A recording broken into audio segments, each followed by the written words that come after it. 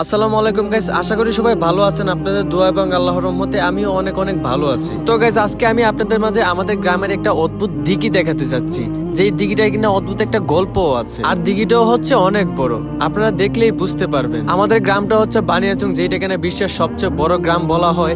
আর এই গ্রামেই আমাদের এই দিঘিটা দেখতে অনেক দূর থেকে অনেক মানুষ আসে। এই যে এইটা হলো আমাদের গ্রামের সেই অদ্ভুত দিঘি, যেইটার কিনা অদ্ভুত একটা গল্পও আছে। গল্পটা শোনার আগে একবার দেখে নিন দিঘিটা কত বড়।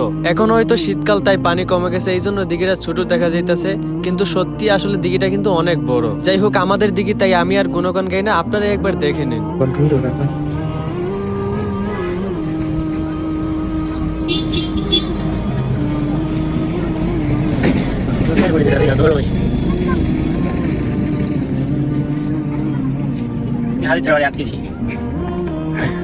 তো গাইস, দিঘিটা কত বড় এটা তো দেখলেন। তো চলেন এই অদ্ভুত দিঘির অদ্ভুত গল্পটা আপনাদেরকে শোনাই। সত্যি বলতে এই দিঘির পুরো গল্পটা আমি জানি না, আমাদের এলাকার মুরব্বীরা জানে। তো আমি মানুষের মুখ থেকে যেটুকু শুনছি সেইটুকুই বলতে পারবো, পুরোটা আমি জানি না। যাই হোক, মুরব্বীদের মুখ থেকে আমি যতটুকু শুনছি ততটুকুই আপনাদেরকে জানাই। তো চলেন গল্পটা শুরু করা যাক।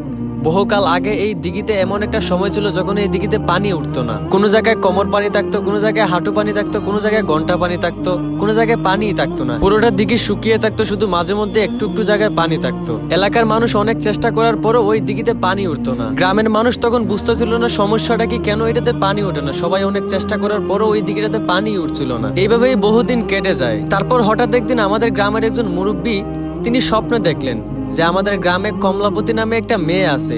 ওই মেয়েটা যদি ওই দিঘিতে ডুব দেয়, তাহলে ওই দিঘিতে সারা জীবনের জন্য পানি উঠবে। নয়তো এইভাবেই হঠাৎ পানি আসবে, হঠাৎ পানি চলে যাবে, একটু জায়গায় পানি থাকবে, একটু জায়গায় পানি থাকবে না, এইরকমই দিঘিটা থেকে যাবে। তারপর যে মুরব্বীরা স্বপ্নে দেখেছিলেন, ওই মুরব্বীরা সবাইকে এই স্বপ্নের কথা খুলে বললেন। কমলাপতিকেও সেই স্বপ্নের কথা খুলে বলা হলো। কমলাপতি এইটা শুনে সে রাজি হয়ে গেছিল, কিন্তু কমলাপতির 7 ভাই ছিল, তারা কেউ রাজি ছিল না।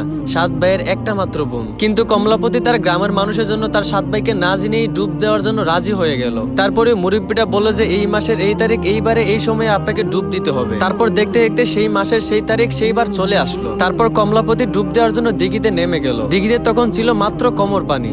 আর ওইদিকে তার 7 ভাইয়ের কানে এই খবর চলে যায় যে কমলাপতি ডুব দেওয়ার জন্য দিঘিতে নেমে গেছে। তারা 7 ভাই এইটা শুনে পাগলের মতো তার বোনের কাছে ছুটে আসতে লাগলো। কিন্তু ভাগ্য খারাপ, তারা 7 ভাই আসার আগেই কমলাপতি ওইখানে ডুব দিয়া দিছিল। সেই যে কমলাপতি এই দিঘিতে ডুব দিছিল, আজও কমলাপতি বেশে উঠে নাই। তারপর থেকে নাকি এই দিঘিতে পানি হয়েছিল। একটা মানুষ তার জীবন বিসর্জন দিয়ে দিঘিতে সবার জন্য পানি দিয়ে গেছে। আসলে আমি মুরব্বীদের মুখ থেকে গল্পটা যতটুকু শুনছি ততটুকুই বলছি, বাকিটা আমার জানা নাই। হয়তোবা দিঘিটার বিষয়ে আরো অনেক অনেক গল্প আছে, আমি হয়তো গল্পটা ভালোভাবে বলতে পারি নাই। যদি আপনারা আমাদের গ্রামের মুরব্বীদের মুখ থেকে এই গল্পটা শুনতে পারতেন, তাহলে খুবই ভালো লাগতো আপনাদের কাছেও। যাই হোক, আমি যতটুকু জানি, যতটুকু পারছি ততটুকু আপনাদের কাছে শেয়ার করলাম। আর আমাদের গ্রামের দিঘিটা কেমন লাগছে আপনাদের কাছে অবশ্যই কমেন্ট করে জানাবেন। আর গাইস, আমাদের গ্রামটা হচ্ছে বানিয়াচং, যেটা কিনা বিশ্বের সবচেয়ে বড় গ্রাম বলা হয়। তাই আমি ভাবছি আমাদের গ্রাম নিয়ে একটা ব্লগ ভিডিও তৈরি করব।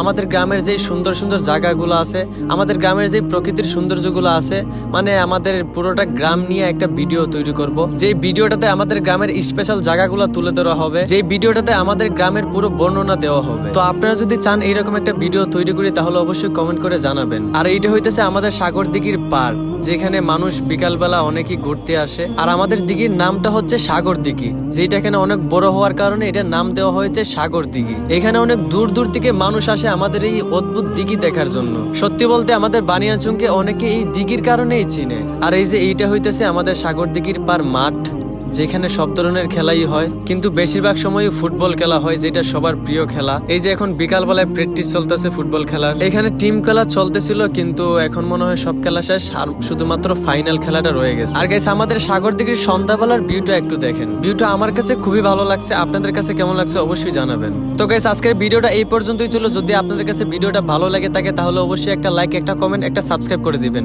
সবাই ভালো থাকবেন, সুস্থ থাকবেন। আসসালামু আলাইকুম।